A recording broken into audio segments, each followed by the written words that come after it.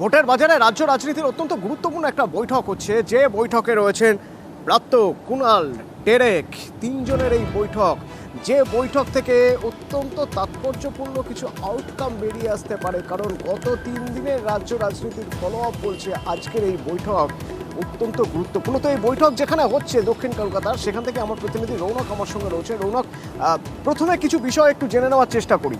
প্রথমত, এই বৈঠক যেখানে হচ্ছে সেখানে প্রথমে কে এলেন?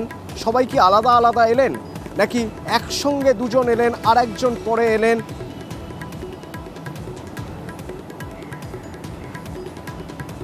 দেখো, একদমই ব্রাত্য বসু তিনি কিন্তু কুণাল ঘোষকে তার সুকিয়া স্ট্রিটের যে বাড়ি, সেই বাড়ি থেকে সঙ্গে করে নিয়ে আসেন এবং এই দক্ষিণ কলকাতার ডেরেক ওব্রায়ামের যে সংস্থা, সেই সংস্থার ভেতরে প্রায় 30 মিনিট হতে যায় তিনজনের কিন্তু বৈঠক হচ্ছে।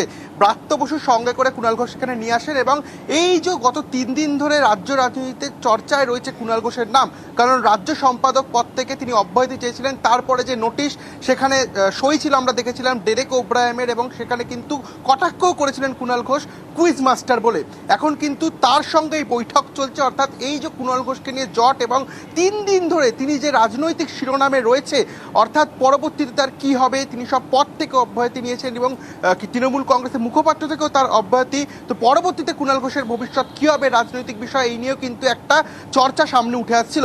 এবং কুণাল ঘোষকে ঘিরে তার যারা সমর্থকরা রয়েছিলেন তারাও আবেগে ফেটে পড়েছিলেন, কারণ তারাও পুরনো অবস্থায় কুণাল ঘোষকে দেখতে চায়, যাতে তৃণমূল কংগ্রেসের যে পদে ছিল যে সব সম্মান, সেই সম্মানের সঙ্গে কুণাল ঘোষকে দেখতে চায়, তারাও কিন্তু দাবি করেছিলেন। দীর্ঘ 3 দিন পর আর সকালবেলা একটু জানতে চাইবো তোমার থেকে যে এই বৈঠক কে ডাকলো?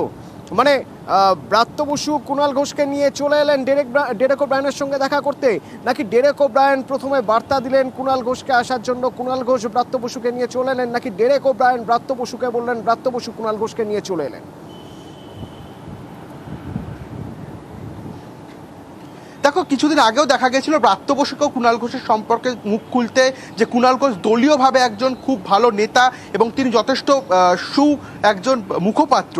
সেক্ষেত্রে ব্রাত্য বসুর সঙ্গে করে কুণাল ঘোষকে নিয়ে এসেছেন এবং ডেরেক ওব্রায়াম যেহেতু পুরো বিষয়টা দেখে, সেক্ষেত্রে ডেরেক ওব্রায়ামের সঙ্গে কিন্তু বৈঠক রয়েছে। এবং এই যে 3 জনের বৈঠক, অর্থাৎ রাজ্য সম্পাদকের পদে কুণাল ঘোষ যে ছিল, তার যে সেই কন্ট্রিবিউশন, সেই নিয়ে কিন্তু শুধু ব্রাত্য বসু নয়, শান্তনু সেনকেও মুখ খুলতে দেখা গেছিল।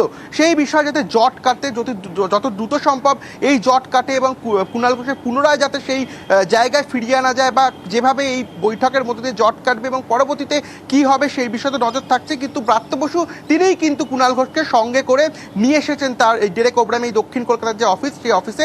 এখনো 30 মিনিট অতিক্রান্ত, অথচ এখনো কিন্তু এই 3 জনের মধ্যে বৈঠক চলছে দলীয়ভাবে। যেটা জানা যাচ্ছে যে কুণাল ঘোষের যে অব্যাহতি হয়েছিল, যে পদ থেকে অব্যাহতি, মুখপাত্র থেকে অব্যাহতি, সেই বিষয়ে পরবর্তীতে কি সিদ্ধান্ত নয়, তা কিন্তু এটাই তার প্রাথমিক বৈঠক, এবং সেই বৈঠকের মাধ্যমে পরবর্তীতে কি সিদ্ধান্ত নেয় তা কিন্তু জানানো হবে।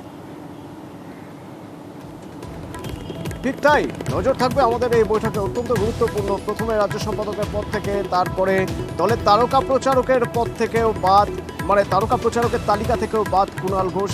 সেই কুণাল ঘোষ যিনি যাকে বাদ দেওয়ার জন্য রাজ্য সম্পাদকের পদ থেকে তাকে সরানোর চিঠি, সেই চিঠিতে সই ছিল ডেরেক ওব্রায়ানের। সেই ডেরেক ওব্রায়ানের সঙ্গে কুণাল ঘোষ এবং দলে ব্রাত্য বসুর সঙ্গে সুসম্পর্ক রয়েছে কুণাল ঘোষের, এইরকম একটা কথা যখন চলে, সেই ব্রাত্য বসু কুণাল ঘোষকে নিয়ে এসেছেন।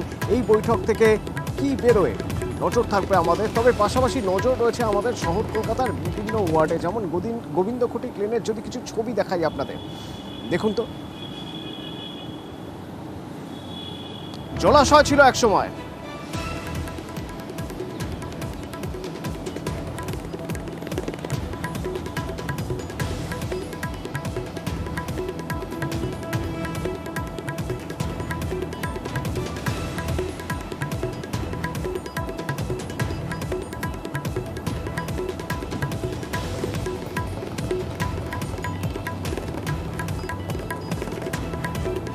সে খবর দেখাবো, তবে তার আগে আপনাদের তমলুকের একটু খবর দেখিয়ে নিই। তমলুকে ধুন্ধুমার কাণ্ড।